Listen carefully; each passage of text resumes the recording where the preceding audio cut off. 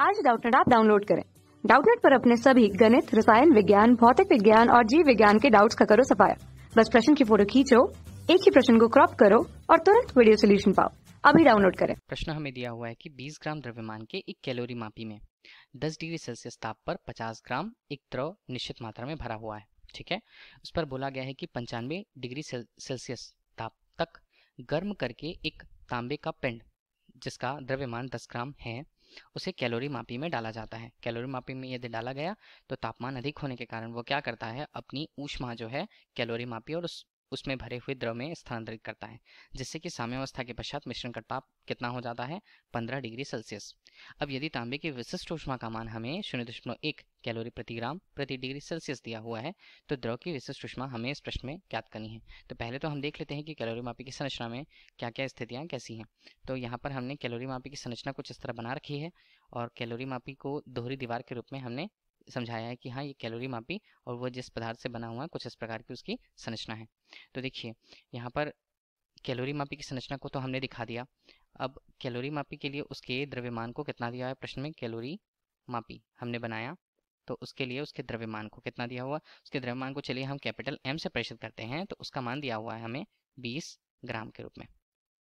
अब बोला जा रहा है कि कैलोरी मापी में 10 डिग्री सेल्सियस ताप पर 50 ग्राम द्रव भरा हुआ है। उसकी स्थिति कुछ इस तरह बना दे कि हमारे पास एक द्रव मौजूद है कैलोरी मापी के अंदर, उसके लिए उसकी मात्रा का मान, उस भरे हुए द्रव की मात्रा हम किससे लिखें, उसे ml से प्रस्तुत करते हैं। उसका मान हमें दिया हुआ है 50 ग्राम के रूप में, इतना बोला गया है। और बोला जा रहा है कि तापमान यदि हम स्मॉल t l से प्रस्तुत करें वो तापमान हमें दिया है 10 डिग्री सेल्सियस। ये है कि द्रव उस पर भरा हुआ है, द्रव की एक निश्चित मात्रा 50 ग्राम 10 डिग्री सेल्सियस ताप पर। अब बोला जा रहा है कि एक अलग सा यहाँ पर पिंड है या गेंद हम बोल सकते हैं, तांबे का पिंड, यहाँ पर ये तांबे का पिंड है।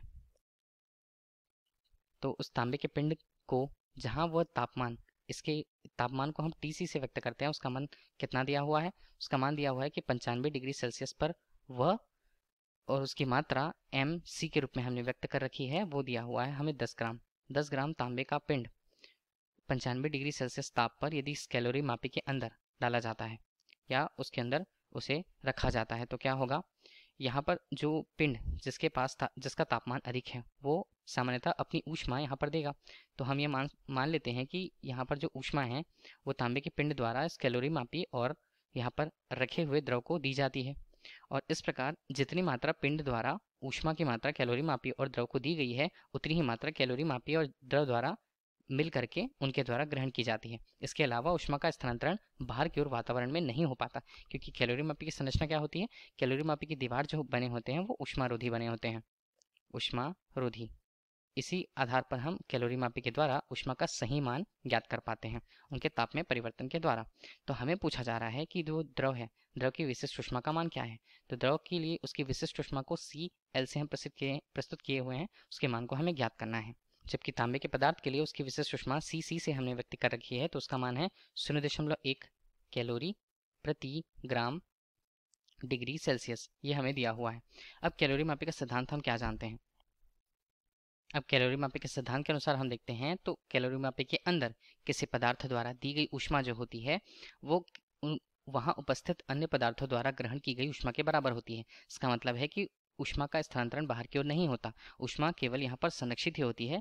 जो किसी एक पदार्थ द्वारा ऊष्मा यहाँ पर विक्षेपित की जाएगी या उत्सर्जित की जाएगी और किन्हीं अन्य पदार्थों द्वारा उसी ऊष्मा का पूरी तरह से ग्रहण किया जाएगा, ये हमें बताता है। तो हम देख रहे हैं कि कौन सा पिंड जो है ऊष्मा यहाँ प्रदान करेगा। तो हमारे पास तांबे का जो पिंड है जो अधिक तापमान पर है, तो हम सबसे पहले उसके लिए उसकी ऊष्मा जो वह प्रदान करता है वो हम गणना यहाँ पर करते हैं। देखिए पहले तो हम देख लेते हैं कि तांबे के पिंड द्वारा प्रदान की गई ऊष्मा का मान कितना है। तो तांबे के पिंड के लिए इसे हमने QC से व्यक्त किया हुआ है, इसका मान है mc गुणा CC गुणा डेल T, अर्थात तापमान में परिवर्तन।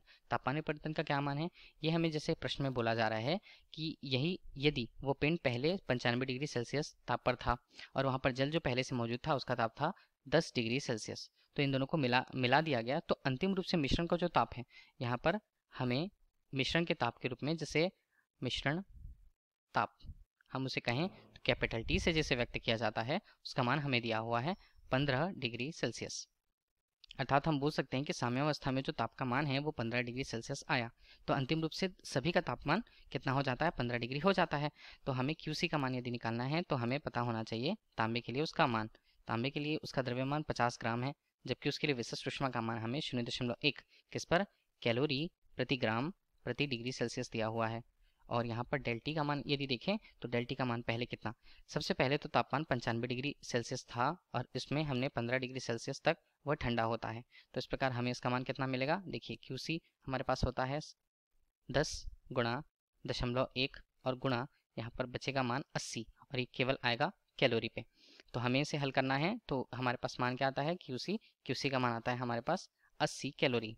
मतलब हम ये बोल पाते हैं कि तांबे के पदार्थ द्वारा ऊष्मा जो दी जाएगी कैलोरी मापी के अंदर उसका मान 80 कैलोरी है। इस प्रकार हम देखें तो हमें देखना होगा कि कौन कौन से पदार्थ जो हैं यहाँ पर, चाहे वो कैलोरी मापी हो और द्रव हो, वो कितनी ऊष्मा ग्रहण करते हैं। तो यहाँ पर हम दूसरी स्थिति पर बात करेंगे उस द्रव द्वारा ग्रहण की गई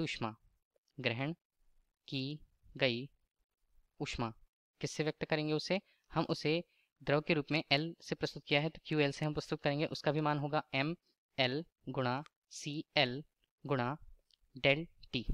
तो हमें देखिए द्रव द्वारा ग्रहण की गई ऊष्मा की मात्रा यदि निकालनी है तो हमें सभी के मान पता होने चाहिए। जैसे QL हमें निकालना है तो ML का मान, उस द्रव के लिए उसका द्रव्यमान कितना दिया हुआ, हमें 50 ग्राम दिया हुआ है, यहाँ पर 50 ग्राम हमें दिया, जबकि उसके लिए विशिष्ट ऊष्मा का मान हमें इस प्रश्न में ज्ञात करना है। और तापमान में परिवर्तन की यदि हम बात करते हैं तो प्रारंभिक रूप से उसका तापमान 10 डिग्री था और अंतिम रूप में तापमान कितना हुआ है, यहाँ पर 15 डिग्री। तो 15 डिग्री और 10 डिग्री में तापमान में परिवर्तन 5 डिग्री का बताएगा। तो QL हमें कितना मिलता है, यहाँ पर 5 और 250 CL के रूप में कैलोरी हमें मान प्राप्त होता है, किसका, QL, जो द्रव द्वारा ग्रहण की गई ऊष्मा का मान है। इसी तरह तीसरी और अंतिम स्थिति पर बात करें कि कैलोरी मापी द्वारा, द्रव द्वारा तो ऊष्मा जितनी ग्रहण के लिए गई उसका परिमाण या उसकी मात्रा हमें दिख गई है। अब यहाँ पर कैलोरी मापी द्वारा ग्रहण की गई ऊष्मा की हम बात करें, इसे हम Q से व्यक्त करेंगे, जिसका मान होगा कैलोरी मापी के लिए उसका द्रव्यमान कैपिटल M, उसके लिए उसकी विशिष्ट ऊष्मा का मान C और यहाँ पे तापमान में परिवर्तन डेल T के रूप में हम व्यक्त करते हैं। तो Q का मान हमें कितना मिलेगा, कैलोरी मापी के लिए उसका द्रव्यमान कितना दिया हुआ है, 20 ग्राम हमें दिया हुआ है, यहाँ पर 20। और यदि कैलोरी मापी द्वारा ग्रहण की गई ऊष्मा के लिए हम उसके मान को देखें तो हमें विशिष्ट ऊष्मा 0.1 कैलोरी प्रति ग्राम प्रति डिग्री सेल्सियस प्राप्त होता है। और डेल T का मान हमारे पास कितना है कि ऊष्मा कैलोरी मापी द्वारा ताप में कितना परिवर्तन मिला जिससे हमें ऊष्मा उसे प्राप्त हुई है।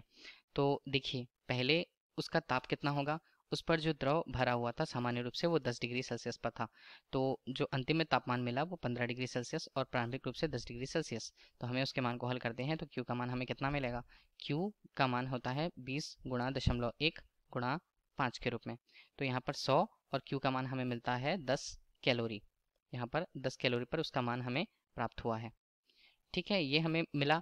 अब इन्हीं सब मानों को हम कैलोरीमिति के सिद्धांत पर ही देखें तो कैलोरी के सिद्धांत के अनुसार कुल प्रदान की गई ऊष्मा और कुल ग्रहण की गई ऊष्मा का मान बराबर होता है। तो कुल प्रदान करने वाली जो माध्यम था वो था तांबे का जो पिंड है वो, उसके द्वारा प्रदान की गई ऊष्मा को हमने QC से व्यक्त किया है, जिसका मान होगा ग्रहण की गई ऊष्मा के लिए उस द्रव द्वारा ग्रहण की गई ऊष्मा QL से जैसे हम प्रस्तुत करते हैं, तो कैलोरी मापक द्वारा ग्रहण की गई ऊष्मा Q से उसे व्यक्त करते हैं। तो QC का मान हमने कितना निकाल रखा है, हमने उसका मान निकाल रखा है 80 कैलोरी। तो यहाँ पर ये मान आएगा हमारे लिए 80 कैलोरी के रूप में। QL का मान हमारे पास आता है 250 और यहाँ पर CL गुणा जो CL हमें उसके विशिष्ट द्रव के लिए उसकी विशिष्ट ऊष्मा के मान को बताता है और Q हमें अभी प्राप्त हुआ 10 के रूप में। तो इस प्रकार हमारे पास इसके हल करते हैं तो यहाँ पर कितना आता है 70 और यहाँ पर बचता है 250 CL के रूप में।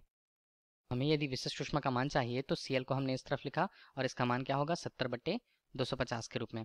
तो 0 यहाँ पर कटेंगे तो हमें CL का मान कितना आएगा, उस द्रव के लिए उसकी विशिष्ट ऊष्मा का मान 7/25 के रूप में। अब इसे हमने हल किया तो हल करने के पश्चात इसका मान आता है 0.28। ये किस में आएगा, ये आता है कैलोरी प्रति ग्राम प्रति डिग्री सेल्सियस पर।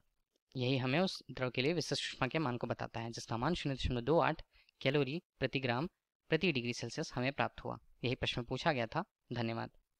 कक्षा 6वीं से 12वीं से लेकर नीट, IIT, JEE वो एडवांस के लेवल तक 1 करोड़ से ज्यादा छात्रों का भरोसा।